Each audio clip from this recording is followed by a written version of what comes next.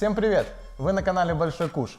И сегодня мы в новом формате. Для того, чтобы участить периодичность, мы придумали новую тему подкаст, где мы будем обсуждать актуальные бои, будем показывать эксклюзивный материал, который не вошли в наши выпуски, а также по возможности будем приглашать звезд спорта в нашу студию, чтобы вам было веселее и интересней. Сегодня у нас в гостях наш друг, многократный чемпион мира по кикбоксингу, живая легенда К1 Артур Кишенко. Привет, Артур! Добрый вечер, Павел.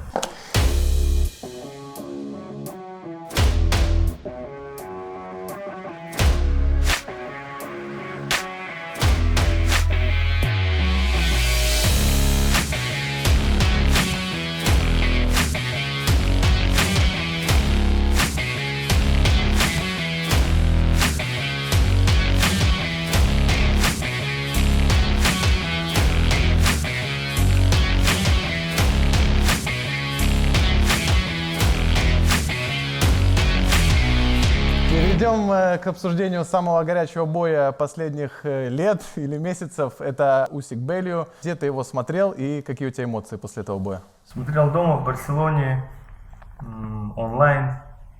Эмоции, конечно, было интересно. Не так интересно, наверное, не такой был ажиотаж, наверное, как с Гасиевым, да. Тут было более все свободно и просто. Я понимал, что Саня будет его вытягивать на дальние раунды, а там включаться, так как и произошло. После 6-го раунда он включился, и тот выключился.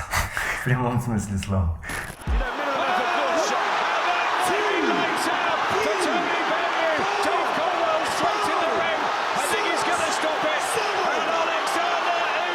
Много было разговоров про то, что у Александра Усика есть все, кроме сильного удара. Его называли безударным бойцом. Удалось ли в этом бою ему опровергнуть эту гипотезу?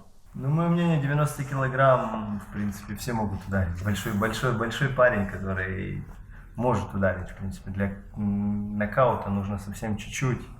И в 90 килограмм, в принципе, может ударить каждый.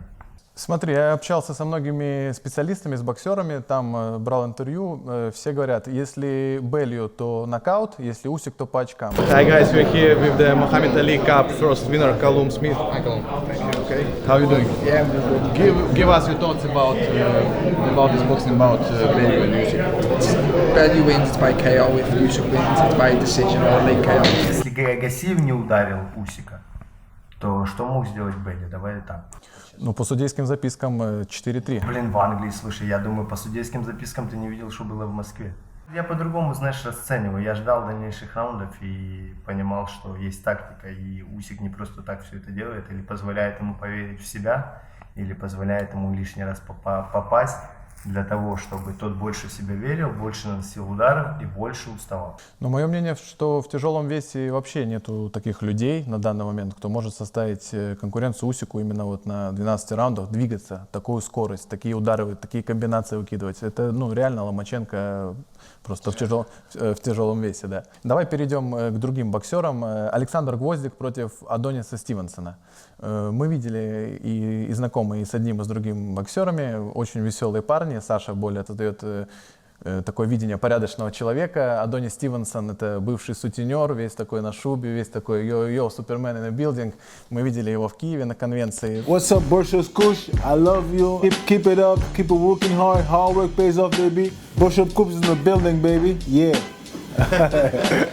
Многократный чемпион WBC, хлопнул Белью, там более 5 лет защиты в этом весе, типа король дивизиона. Он же сытый, понимаешь, мы уже вот здесь. У него 5 детей, у него свой бизнес, у него вершина бокса уже много-много лет, это может сыграть ему в минус? Это большой может сыграть минус, потому что, так скажем, Гвоздик голодный, понимаешь, голодный к победам, не к деньгам, а к победам, просто к вершинам. И опять же, Гвоздик, общается в тех же кругах Ломаченко, Усик, все топ, и пацаны, выскочили вот так. Однозначно Гвоздик хочет быть на их уровне, знаешь, как друг, товарищ, как спортсмен.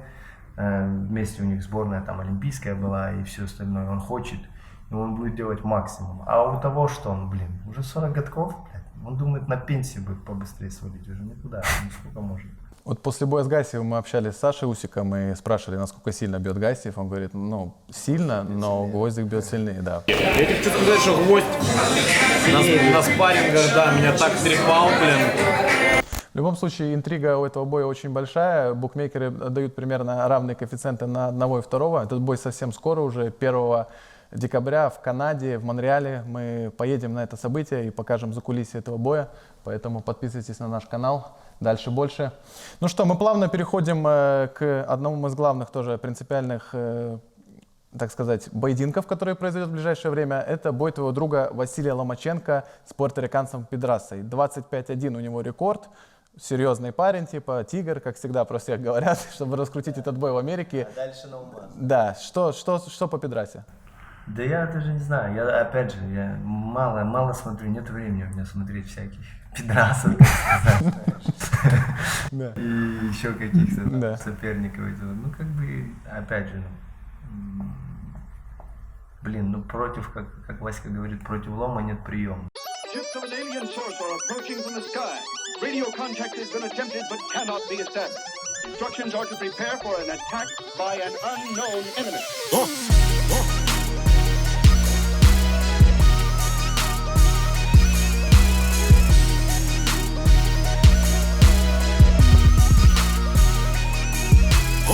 Ну, я не знаю, кто может сейчас против него стоять. Но опять дойдет до 6-го раунда, этот пидрас постарается где-то ударить, взорвать, поймать. Но Васька все время на фокусе, блин. Мне кажется, Васька спит на фокусе, понимаешь? Чувствительно, да, вообще? Да.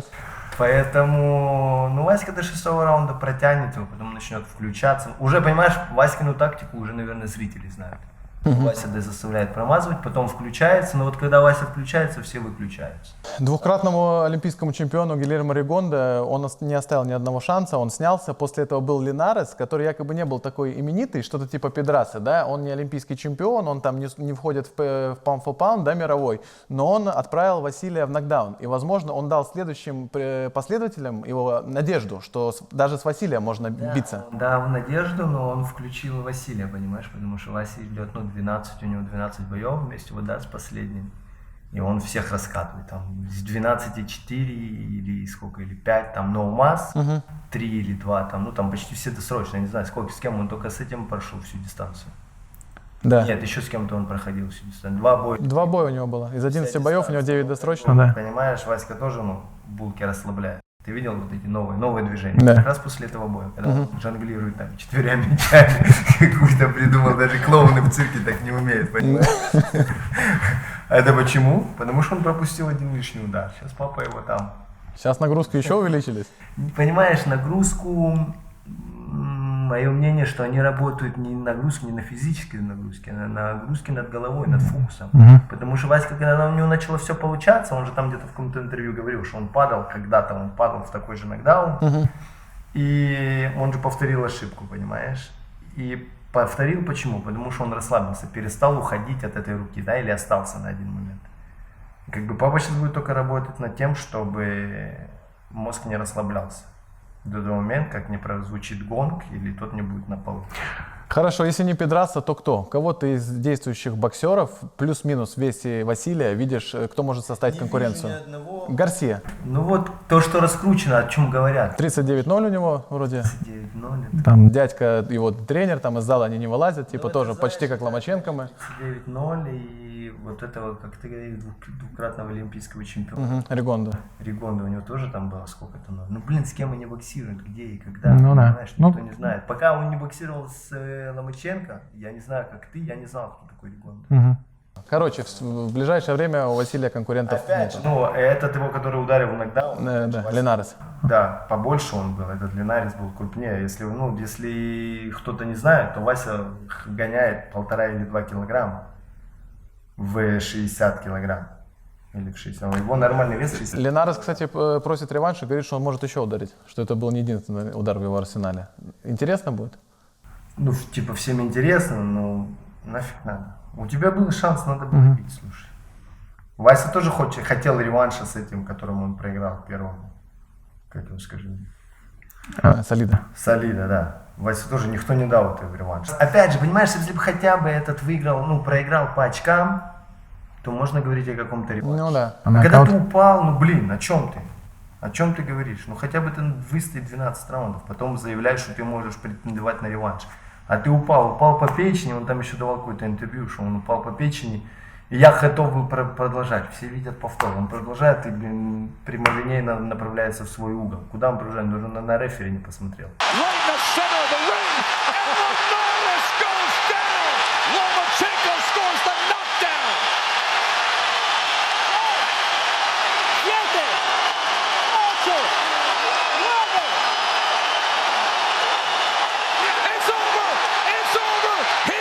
Спасибо, что досмотрели этот выпуск до конца. И сейчас наступает приятный момент, когда мы назовем победителя розыгрыша вот этой фирменной футболки с автографом чемпиона Александра Усика.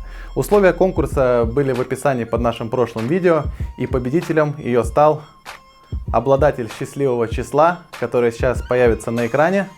Вот оно. Поздравляем! Для того, чтобы забрать свой приз, напишите нам в директ. Всем остальным мы хотим сказать, не опускайте руки, мы желаем вам удачи, вы обязательно выиграете в дальнейших конкурсах. Мы никогда не оставляем нашего зрителя с пустыми руками. И в этот раз мы хотим разыграть фирменные перчатки Артура Кишенко с его автографом. Условия в описании. Совсем скоро мы едем в Америку на поединки Александра Гвоздика и Василия Ломаченко. Подпишись на наш YouTube канал и Instagram, там будет много эксклюзивного материала. Дальше больше.